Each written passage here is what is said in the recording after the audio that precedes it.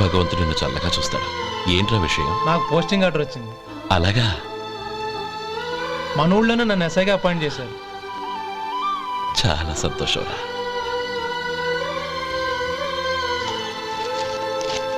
అన్నయ్య, నాకు కాదురా, ముందు మీ ఆవిడికి పెట్టు. ఇదంతా అమ్మాయి అదృష్టం. నీకు ఉద్యోగం రావాలని ఎన్ని నోములు నోచిందో, ఎందరు దేవుళ్లకు మొక్కిందో. వెళ్ళి మీ ఆవిడికి పెట్టు. ఏంటమ్మా ఇది? నా మొహం చూస్తే ఎలాంటి పనైనా నాశనం అయిపోతుందని, నేను నష్ట జాతకురాలని మా నాన్న ఎప్పుడు అంటుండేవారు. అదే నా మనసులో నాటుకుపోయింది. ఆ రోజు మీరు కుంకుమ భరిని అడిగినప్పుడు శుభమా అంటూ పెళ్లి చేసుకోబోయే ఆ పిల్లకి నా చేతులతో కుంకుమ ఇచ్చానంటే ఎక్కడ అశుభం జరుగుతుందోనని భయపడ్డానండి. అందుకేనండి మీరు బయటికి వెళ్తూ గొడుగు అడిగినా ఇవ్వకపోవడం, ఏదో రాకపోవడం. అంతేగాని నా బతుకులో వెలుగు నింపిన మిమ్మల్ని అవమానించేంత దుర్మార్గురాలి కాదండి. ఏంటమ్మా ఇది? చిన్నపిల్లల లేదండి, నాకు అదృష్టం ఉందని, నా పూజకు ఓ విలువ ఉందని మొట్టమొదటిసారి అందు మీరే. ఈ క్షణమే నా ప్రాణాలు పోయినా పర్వాలేదు బాబు గారు, ఆ ఒక్క మాట చాలు. ఊరుకో. మంచి చెట్లకు మనుషులే కారణమైతే ఇక గుళ్ళెందుకు, దేవుళ్ళెందుకు? పిల్లెదురొస్తే అశుభమని, నక్కతోక తొక్కితే శుభమని అంటారు. అలా అయితే అందరూ ఇళ్లలో నక్కల్నే పెంచుకోవచ్చుగా. అలా ఎందుకు చేయరు? మంచి చెడు అన్నది మనుషుల మనసుల్లో ఉంటుందమ్మా, ఆశీర్వదించే చేతుల్లో కాదు. ఇక మీదట నేనెప్పుడూ నీ కళ్ళలో నీళ్లు చూడకూడదు, సరేనా? రే, అమ్మాయికి తీపి తినిపించు.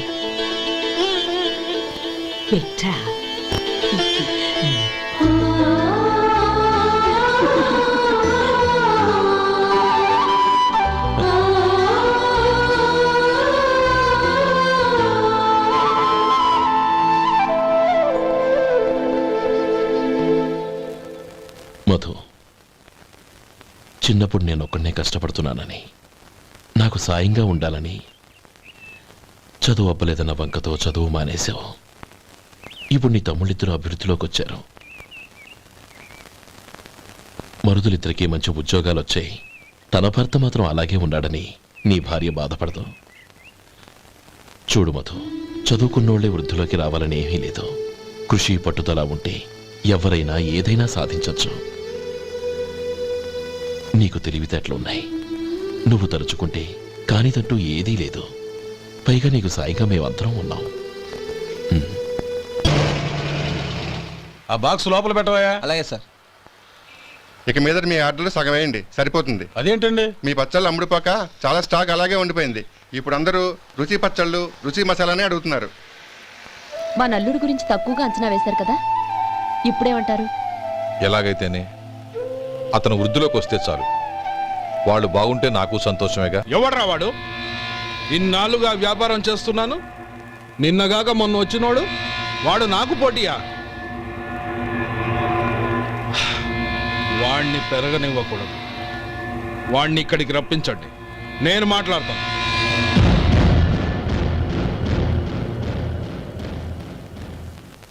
నమస్కారం అండి. రమ్మన్నారంట? నీ పచ్చళ్ళ కంపెనీ మూసేయాలి. నీకెంత కావాలి? 5 లక్షలు ఇస్తాను. చాలా? 5 లక్షలు కాదు, 50 లక్షలు ఇచ్చినా నా కంపెనీ మూయడం జరగదు. బాగా ఆలోచించుకొని చెప్పు. ఈ వ్యాపారంలో పుట్టి పెరిగినోడ్ని, నాతో పోటీ పడకు. నా చేతి కింద 6,000 మంది పనిచేస్తున్నారు. ఆంధ్ర మొత్తం నాకు బ్రాంచులు ఉన్నాయి. నేనే మార్కెటింగ్ చేయలేకపోతున్నాను. ఆఫ్టర్ ఆల్ ఒక కుటీర పరిశ్రమలా పెట్టుకొని నువ్వెలా మార్కెటింగ్ చేయగలవు? 6,000 మంది వర్కర్స్ని పెట్టుకుని ఆంధ్ర మొత్తం బ్రాంచీలున్న మీరే నా కంపెనీ చూసి భయపడుతున్నారంటే నా సరుకులో నాణ్యత ఉందనేగా. ఆ నాణ్యత ఉన్నంత వరకు నాకెవరూ పోటీ కాదు. ఈ ప్రపంచంలో నేను ఎక్కడైనా మార్కెట్ చేయగలను. వస్తాను.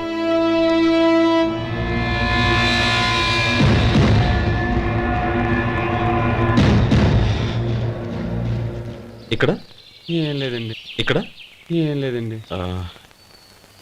ఇప్పుడు ఊపిరి పీల్చి బిగ్బట్టు నెమ్మదిగా వదిలి. ఓకే లే, నెమ్మదిగా ఇలా వచ్చి కూర్చో. ఏం లేదు, మామూలు కడుపు నొప్పే. ఈ టాబ్లెట్స్ 3 రోజులు వాడు. ఎలా వాడాలో ఇందులో రాశాను. మన 2 ఊర్ల పొలిమేరలో ఉన్న ఈ మల్లికార్జున స్వామి వారి దేవాలయం జీర్ణదశలో ఉందన్న విషయం మీ అందరికీ తెలుసు. ఇన్నాళ్ళు మీ ఊరు వాళ్ళు పట్టించుకుంటారని మా ఊరి వాళ్ళు, మా ఊరి వాళ్ళు పట్టించుకుంటారని మీ ఊరి వాళ్ళు దీన్ని ఇలా వదిలేశారు. ఈ గుడి మీ ఊరికి ఎంత ముఖ్యమో మా ఊరికి అంతే ముఖ్యం. కాబట్టి మన ఇరు గ్రామ ప్రజలు కలిసి దాన్ని బాగు చేయించి కుంభాభిషేకం చేయించాలనే సదుద్దేశంతో ఒక కమిటీని ఏర్పాటు చేశాం. ఈ కమిటీలో 2 గ్రామాలకు సంబంధించిన ప్రముఖులు ఉన్నారు. కమిటీ ప్రెసిడెంట్గా ఎవరిని ఎన్నుకోవాలనే విషయంలో శ్రీ గోపాలరావు గారి పేరు, శ్రీ లక్ష్మీపతి గారి పేరు పరిశీలనలోకి వచ్చాయి. అందువలన మేమందరం బాగా ఆలోచించి తర్జన భర్జనలు చేసిన మీదట శ్రీ గోపాలరావు గారే అన్ని విధాలా ప్రెసిడెంట్ పదవికి అర్హులని ఈ కమిటీ నిర్ణయించడం జరిగింది.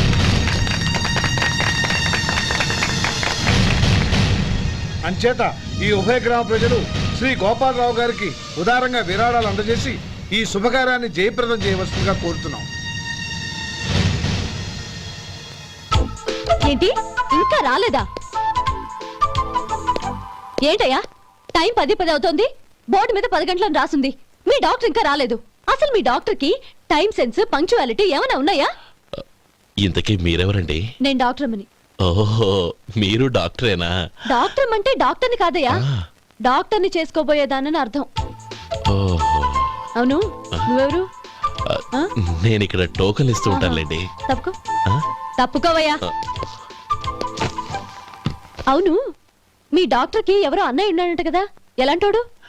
ఎలాంటోడంటే అదేనయ్యా, చాలా కోపిష్టని విన్నాను. ఎందుకని అడుగుతున్నారు? ఎందుకంటావేంటయ్యా? ఆ అన్నయ్య మాట వినగానే మీ డాక్టర్ గడగడా ఉణిగిపోతాడు. అసలు డాక్టర్ చదివే తమ్ముణ్ణి అలా భయపెట్టచ్చా? తప్పు కదా? తప్పేనండి. ఆ కాని కాని నాకు మీ డాక్టర్కి పెళ్ళవని ఆ అన్నయ్య సంగతి అప్పుడు చెప్తాను. ఏం చేస్తారండి? ఏం చేస్తానా? సంవత్సరం తిరగకుండానే కవల పిల్లల్ని కని వాళ్ళ అన్నయ్య చేతిలో పెడతాను. వాళ్ళకి 5 సంవత్సరాలు వచ్చేసరికి ఆయన్ని బాగా ముట్టికెళ్ళేస్తారు. అలా నా కసి తీర్చుకుంటాను. ఈ డాక్టర్ ఎప్పుడు వస్తాడో ఏంటో.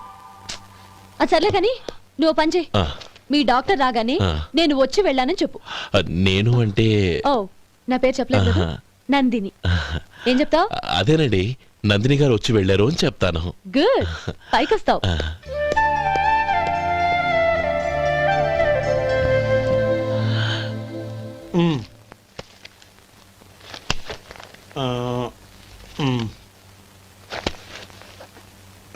దీంతో మొత్తం 4,98,200 అయ్యాయి.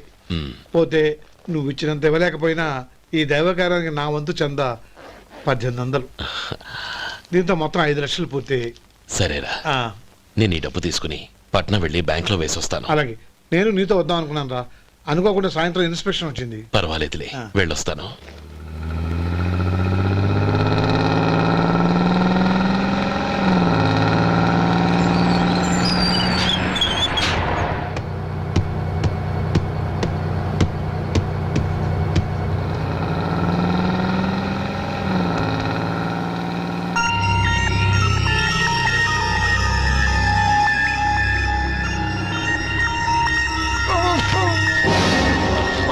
అయ్యో మూర్ఛ మూర్ఛ, బసాపండి బసాపండి.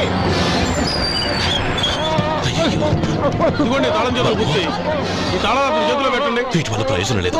నాలుగు ఖర్చుకోకుండా పళ్ళ మధ్య పెట్టడానికి గట్టిగా ఏదైనా ఉంటే ఇవ్వండి. ఇదిగో ఇది చూడండి.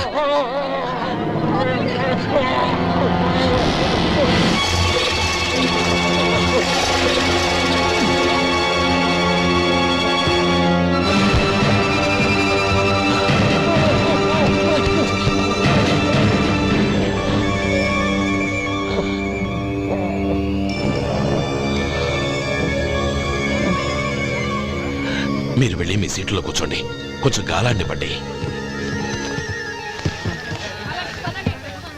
ఇప్పుడు ఎలా ఉంది బాబు? ఆ.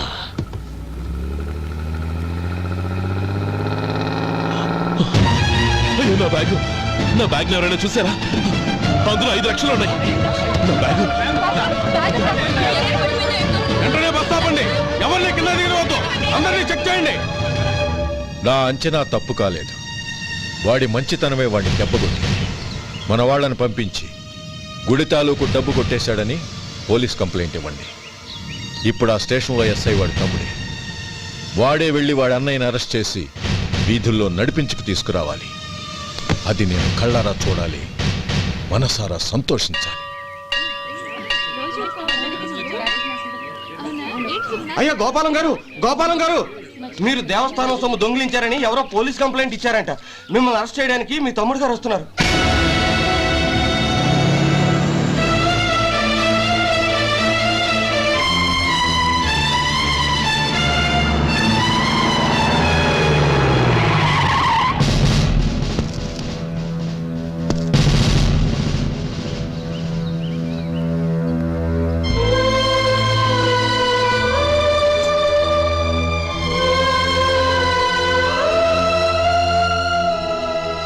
చూడు గోపి, ఎప్పుడు నువ్వు ఉద్యోగంలో చేరావో అప్పుడే తనా పరా అనే తేడా మర్చిపోవాలి. నేరం చేసిన వాడు నీ తమ్ముడైనా అన్నైనా సరే శిక్షించాల్సిన బాధ్యత నీది. అదే నువ్వు నీ ఉద్యోగానికి ఇచ్చే గౌరవం.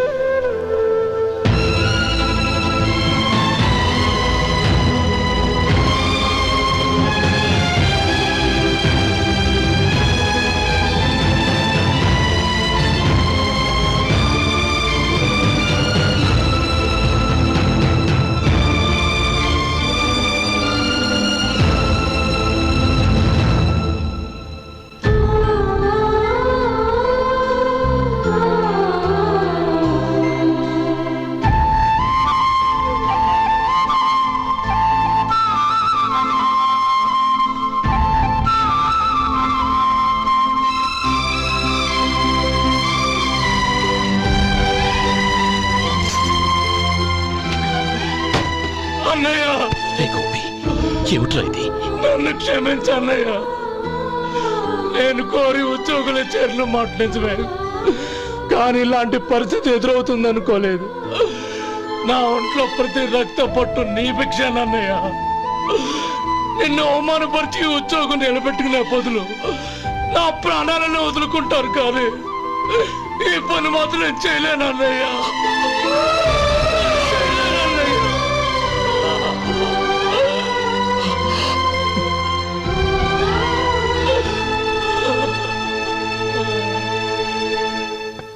ఏరా, ఇన్నేళ్లు కష్టపడి సంపాదించిన ఉద్యోగానికి రాజీనామా చేస్తావా? కనీసం నీ పెళ్ళాం ఏమనుకుంటుందోనని ఆలోచించావా? ఇందులో అనుకోవడానికి ఏముంది మామగారు? ఎండనక వాననక కష్టపడి ఓ తండ్రి కంటే ఎక్కువగా ఈయన్ని పెంచి పెద్ద చేశారు బావగారు. అలాంటి దేవుణ్ణి అరెస్ట్ చేసే ఆ ఉద్యోగం ఈయనకు అవసరం లేదు. బాగుంది. అన్నకు తగ్గ తమ్ముడు, తమ్ముడికి తగ్గ పెళ్ళాం. సరే, మీ ఇష్టం. నానమ్మ, అన్నయ్యడి. నమస్కారం అండి. ఓ నువ్వా? రా కూర్చో. పర్వాలేదండి. ఏంటి ఇలా వచ్చావు? ఆ రోజు నా కంపెనీని మూసేయమన్నారు. ఇప్పుడు నేను మూసేయడానికి సిద్ధంగా ఉన్నాను. దానికి ప్రతిఫలంగా నాకు 5 లక్షలు కావాలి. అలాగే, నీకు కావాల్సిన 5 లక్షలు నేను ఇస్తాను. చాలా థ్యాంక్స్ అండి. కానీ మీరు మీ కంపెనీని మూసేయక్కర్లేదు. సార్, అవును మిస్టర్ మధు, మీ అన్నగారికి జరిగిన అన్యాయం గురించి తెలుసుకున్నాను. మీ కుటుంబం గురించి కూడా విన్నాను. సహజంగా అందరూ ఐకమత్యానికి ఉదాహరణ రామలక్ష్మణులు అంటారు. కానీ ఆ రామలక్ష్మణులు ఎలా ఉంటారనేది పుస్తకాల్లో చదవడం తప్ప ఎవ్వరూ చూడలేదు. మీ అన్నదమ్ములను చూస్తే ఆ రామలక్ష్మణులు ఇలాగే ఉండేవారేమో అనిపిస్తుంది. అలాంటి కుటుంబానికి ఇలాంటి ఇబ్బంది రావడం నిజంగా దురదృష్టం. రామునికి హనుమంతుల్లా కాకపోయినా ఏదో ఉడతా భక్తిగా నా వల్ల వీలైన సహాయం ఈ 5 లక్షలు తీసుకో. మీ కంపెనీ పేరు మీదే అన్ని సరుకులు తయారు చేయండి. నేను వాటిని ప్రపంచమంతా మార్కెటింగ్ చేస్తాను. సార్, మీ రుణం ఉంచుకోను. తొందరలోనే తీర్చేస్తాను. స్నేహితుల మధ్య రుణాలేంటి మధు? We are friends.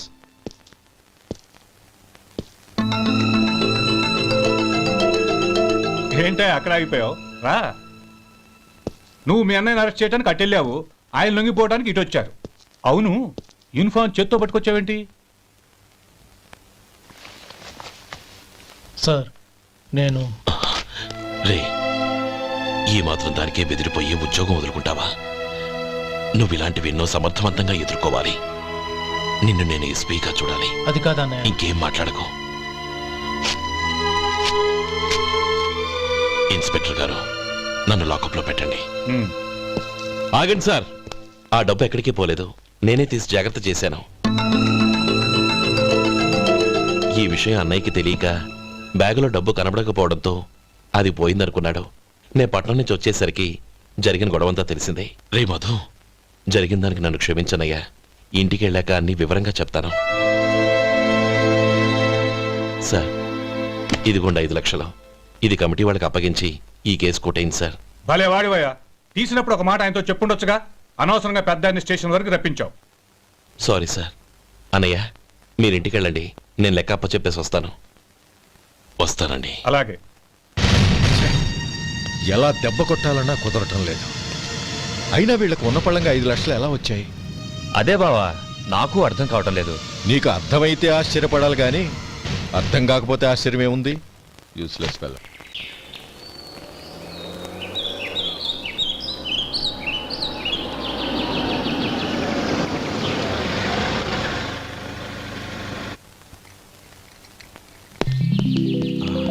నువ్వు ఇక్కడే ఉండు. అన్నయ్య మూడు ఎలా ఉందో చూసి నేను లోపలికి తీసుకెళ్తాను. ఓకే? అలాగే.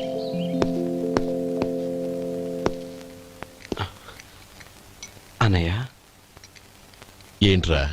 నేను చాలా రోజుల నుంచి నీకు విషయం చెప్తున్నాను, గుర్తుందా? ఏ విషయం?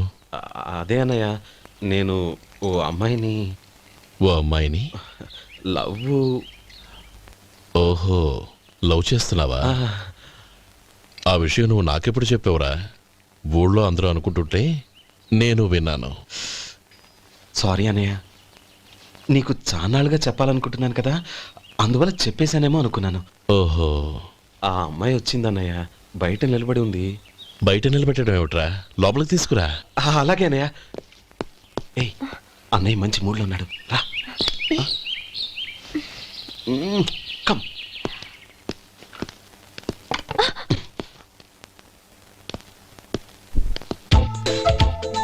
ఎందుకంటావేంటయ్యా? ఆ అన్నయ్య మాట వినగానే మీ డాక్టర్ గడగడ వణికిపోతాడు. అసలు డాక్టర్ చదివే తమ్ముడిని అలా భయపెట్టచ్చా? తప్పు కదా? తప్పేనండి. నమస్కారం. అదేంట్రా, మనిషో పక్కనుంటే నమస్కారం ఇంకో పక్కన ఉంది? అది మర్యాద అన్నయ్య, మర్యాద. ఆహా, అవును, నీ పేరేంటమ్మా? నందిని. ఆ నందిని. నందిని అన్నయ్య. ఏ, ఆ మొక్క తను చెప్పలేదా? పెద్దలంటే మహాగౌరవం అన్నయ్య, మేమిద్దరం ఇంత క్లోజ్ ఫ్రెండ్స్ కదా, ఆయన నాతో కూడా ఎక్కువ మాట్లాడదు. ఓహో, కదా? నాకు మీ డాక్టర్కి పెళ్ళవని, అప్పుడు అన్నయ్య సంగతి చెప్తాను. ఏం చేస్తారండి? ఏం చేస్తానా? సంవత్సరం తిరగకుండానే కవల పిల్లల్ని కని వాళ్ళ అన్నయ్య చేతిలో పెడతాను. వాళ్ళకి 5 సంవత్సరాలు వచ్చేసరికి ఆయన్ని బాగా ముట్టిగలేస్తారు. అవును, అమ్మాయి మోహం చూడకుండా నిర్ణయం ఎలా తీసుకోనరా? తలెత్తు.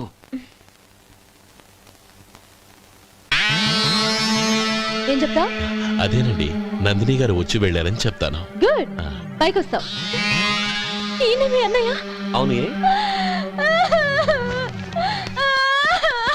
నందిని, ఏమైంది? ఎందుకు ఏడుస్తున్నావు? ఈయన మీ అన్నయ్యని తెలియక తెలియక హాస్పిటల్ దగ్గర మర్యాద లేకుండా దురుసుగా మాట్లాడాను. ఆయన ఈ పెళ్లి ఒప్పుకోరు. ఊరుకో, అలాంటి చిన్న చిన్న విషయాల్ని మా అన్నయ్య పట్టించుకోడు. అయినా నేను కన్విన్స్ చేస్తాను కదా. ఆయనకంత అవమానం జరిగాక ఎందుకు కన్విన్స్ అవుతారు? చూడు, నువ్వు వేరే పెళ్లి చేసుకొని నీకు పుట్టబోయే బిడ్డకు నా పేరు పెట్టుకో. ఏంటో మాట్లాడు. నేనే నుయ్యగుయ్య చూసుకుంటాను. అదిగో ఆ చూపు చూడు, ఆయన చూపు ఒకలా ఉంది. నందిని, నా మాట విను ప్లీజ్. నందిని, రేయ్ శేఖర్, ఆ అమ్మాయి చెప్పింది నిజమే. తనని ఎప్పుడైతే హాస్పిటల్ దగ్గర చూశానో అప్పుడే నేను నిర్ణయానికి వచ్చేసాను.